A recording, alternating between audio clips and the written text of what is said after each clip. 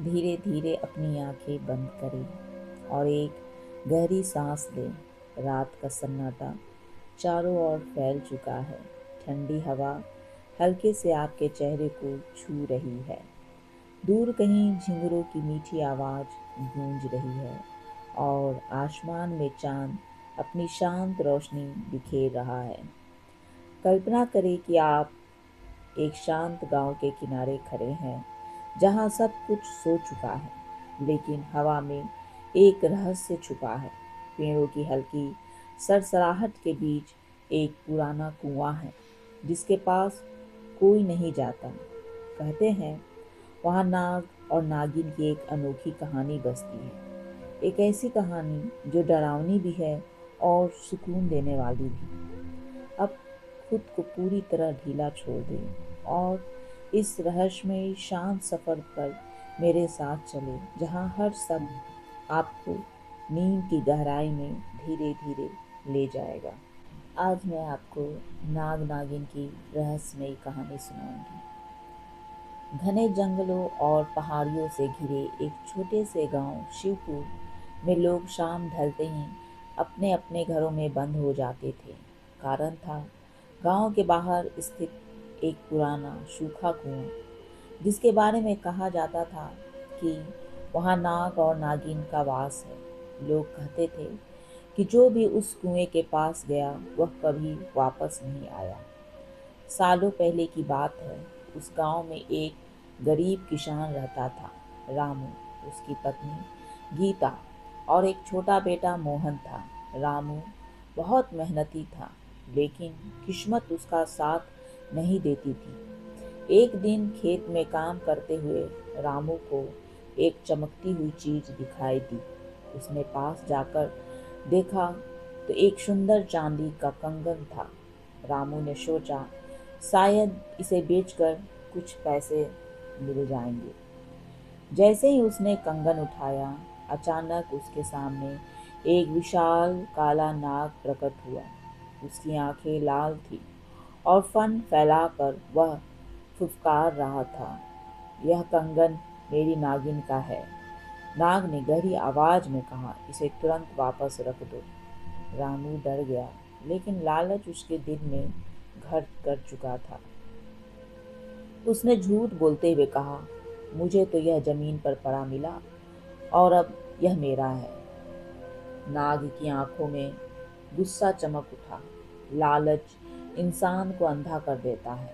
उसने कहा, तुमने मेरी बात नहीं मानी, इसका परिणाम तुम्हें भुगतना पड़ेगा। यह कहकर नाग गायब हो गया। उस दिन के बाद से रामू की जिंदगी बदलने लगी। उसके खेत सूखने लगे, घर में बीमारियां फैल गई और रात को उसे अजीब अजीब सपने आने लगे। सपनों में वही नाग और एक खूबसूरत नागिन दिखाई देती, जो उसे घूरते रहते। एक रात जब पूरा गांव सो रहा था, रामू को अचानक नींद में झटका लगा।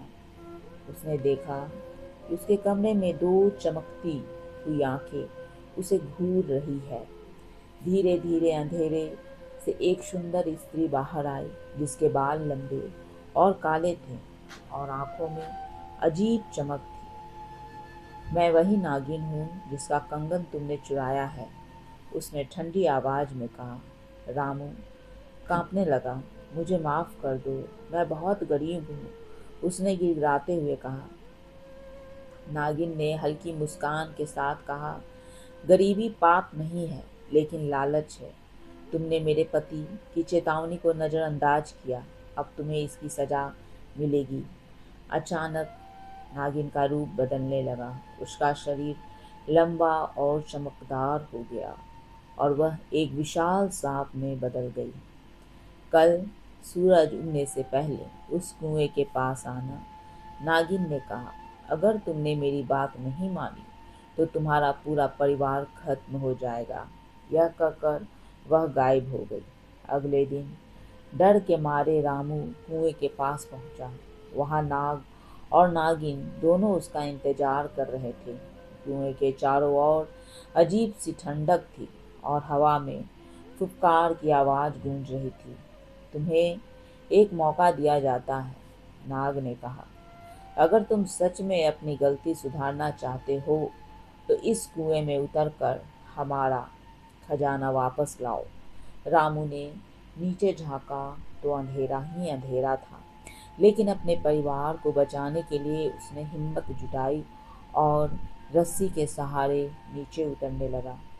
जैसे जैसे वह नीचे जाता उसे अजीब आवाजें सुनाई देती, जैसे कोई रो रहा हो, कोई इंसान हंस रहा हो। अचानक उसे एक चमक दिखाई दी।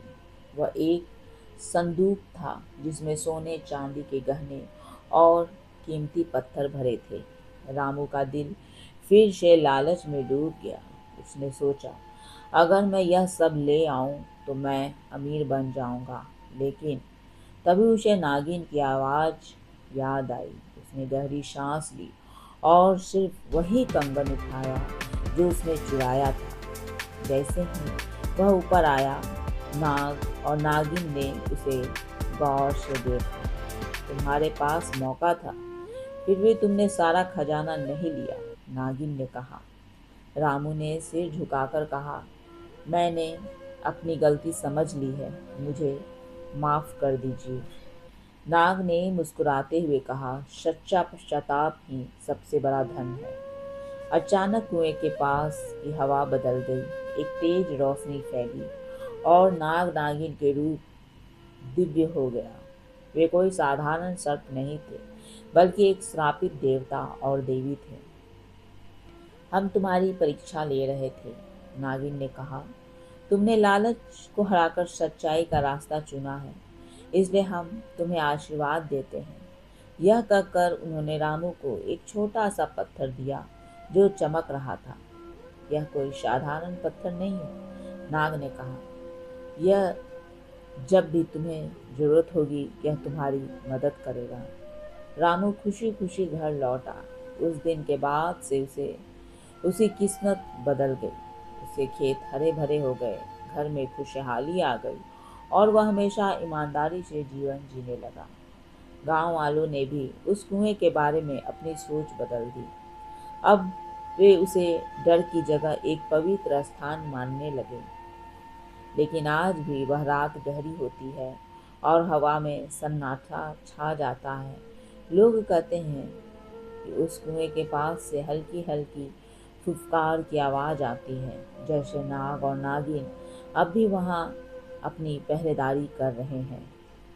लालच इंसान को विनाश की ओर ले जाता है, लेकिन